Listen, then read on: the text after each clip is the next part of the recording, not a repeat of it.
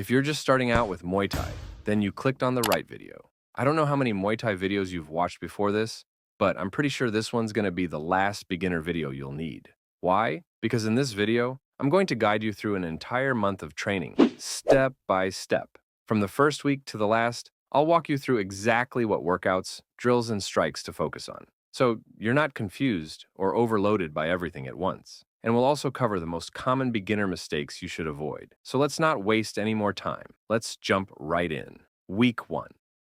Just like every newborn learns to stand before they walk, you've got to get your stance down first. Start with your feet shoulder width apart. If you're right-handed, your left foot goes slightly forward. If you're left-handed, reverse it. Your right foot should sit a bit behind you at a slight angle. Keep a small gap between your feet. Don't stand in a straight line. That spacing keeps your balance steady. Bend your knees slightly. Try not to stiffen up or lock them. It's important to stay on the balls of your feet. If you stay flat-footed, you might have trouble moving smoothly. Now your hands. Keep your fists up near your face. Your back hand stays close to your cheek to protect your chin, and your lead hand should be just out front, ready to jab or block. Keep your elbows in to cover your body, chin tucked down, and eyes forward. And yeah, stay relaxed. If you're too stiff, your movement's gonna slow down. Not sure if your stance looks right? Just check yourself in a mirror. It'll help you see where your hands should be. A lot of beginners wonder if their fists should be tight or loose while guarding. Both have their place. You can keep your hands loose during warm-ups or light drills.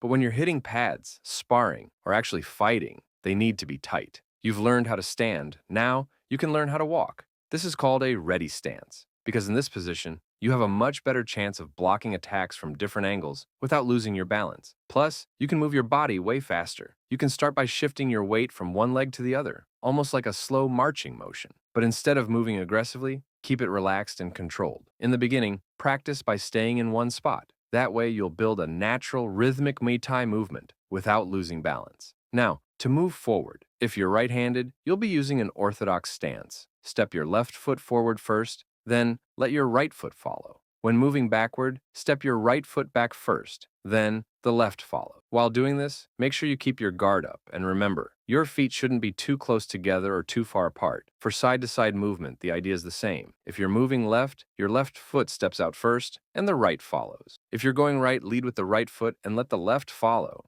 Southpaws, don't worry. It's the exact same movement, just mirrored. So, whatever I said, flip it for left-handed fighters. Now, for changing angles, in which we call pivots, here's how it works. To turn left, your lead foot stays planted firmly on the ground. That foot becomes your anchor as you rotate your entire body around it. Your back heel lifts slightly and your hips and shoulders turn with the motion. This way, you can easily set up counterattacks, like rear kicks, cross punches, or cutting angles to the side. Picture squashing a bug under your front foot. You twist it slightly as you shift your body. To pivot right, it's your back foot that stays planted. Your body rotates around it, and your lead foot lifts slightly or adjusts. And for southpaws, don't get confused. Everything still applies to you, just in reverse. Now, you have to apply the moves you've learned so far, so your rhythm becomes smoother. In this drill, you'll only move your body without throwing a single punch. If you're training at home, just make sure you've got enough space to move forward, backward, and side to side without bumping into anything. Get into your Muay Thai stance and start moving in all directions, forward, backward, left, and right, without crossing your feet. Stay relaxed, eyes forward, and mix in a few pivots as you go. Next up is the V and M footwork drill. If you're indoors, grab some tape and mark out a V shape about 2.5 feet in front of you. Do the same for the M shape. If you're outside, you can just use chalk. For the 5, label the bottom point as A, the left line as B, and the right line as C. This labeling will make it easier for me to guide you through the steps. Now stand with your left foot on B and your right foot on A, getting into your stance. From there, step your right foot from A to C, then bring your left foot from B back to A. In Thai boxing, switching angles is key to avoiding strikes and creating openings. This drill helps build that habit, and once you go through it a few times, you'll start to get how it works. Now for the M drill. Just like before, label the points A, B, C, and D. Stand with your right foot on C and your left foot on B. To begin the motion, step your right foot from C to A, then from A to D. Meanwhile, your left foot moves from B to E, then reverse. Bring your left foot from E back to B, and your right foot from D back to A. Repeat that cycle for about 30 seconds. Everything I just explained is for orthodox fighters. If you're a southpaw, just flip the movement. Start from the right side and follow the same pattern. Place your right foot on D and your left foot on C. You get the idea. Once you're comfortable with both the V and M footwork, you can start combining them into a single drill. Just remember, no strikes while you're learning it for the first time. Focus only on your foot positioning and angles. Get those right before moving on.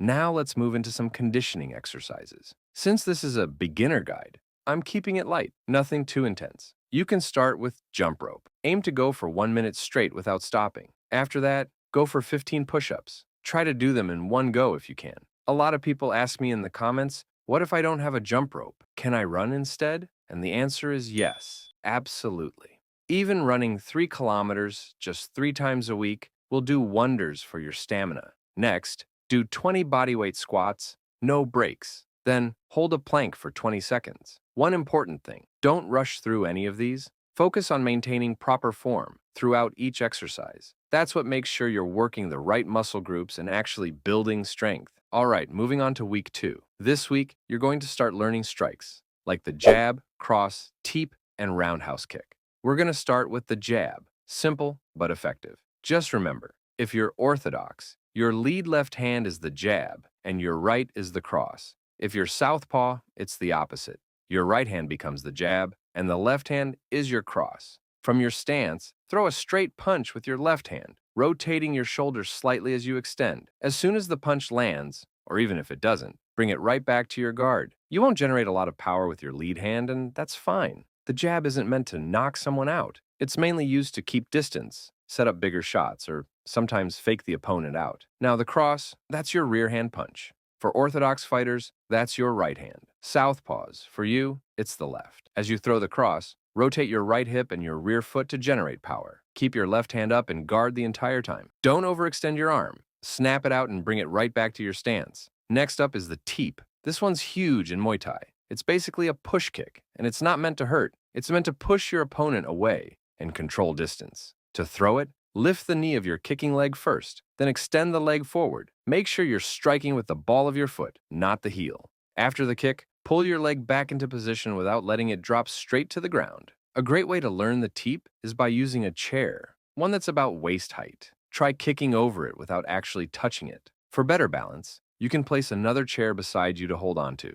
As your technique gets better, try throwing the teep without using anything for support, just cleanly kicking over the chair. One thing to keep in mind, don't lean too far back when you throw the teep. A slight lean is okay, just enough to stay balanced. Roundhouse kicks are one of the most devastating strikes in Muay Thai, but before you learn it for the first time, there are a few important things you need to keep in mind. If you're a southpaw, it's usually best to throw it with your left leg. For orthodox fighters, your right leg is your power leg.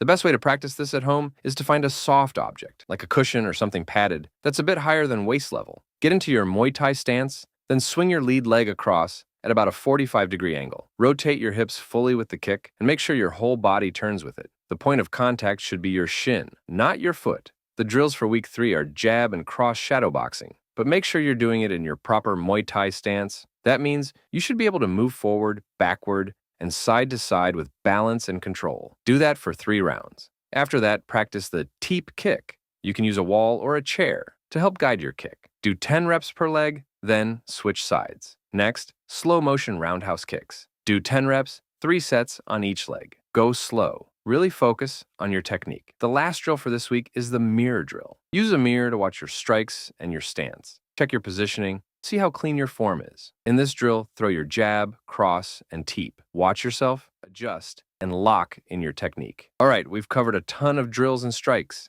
For this week's conditioning drills, we'll bring back the jump rope, but this time, crank up the intensity a bit. This week, go for 2 minutes and 30 seconds straight. If you can, aim for over 200 skips during that time. After that, move on to lunges, 20 reps on each leg, and hit some mountain climbers. Finish it off with crunches to work your core. Feel free to take breaks between exercises, anywhere from 30 seconds to a minute, depending on what your body needs. Week 3, where you'll be learning basic knees, elbows, and defensive moves. If you have something to practice against, like a heavy bag or a dummy, that's great. Start with the straight knee. Lift your knee upward and drive it forward using your hips.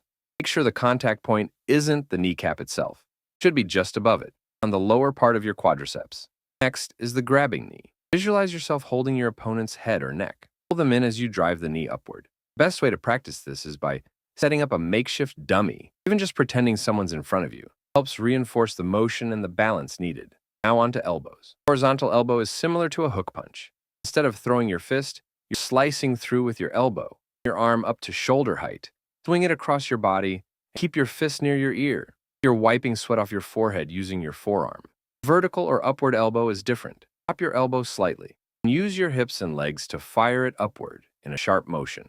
The blade of your elbow is cutting straight through their guard. Elbow combo drill. Shadow box while throwing one elbow. Take a slight step to the side or forward. Follow with another elbow. Week 4. Now for the final week, this is where everything comes together. Everything you've learned in the last 3 weeks is getting combined into one. If you've watched the video all the way through, congratulations! You're already ahead of so many others.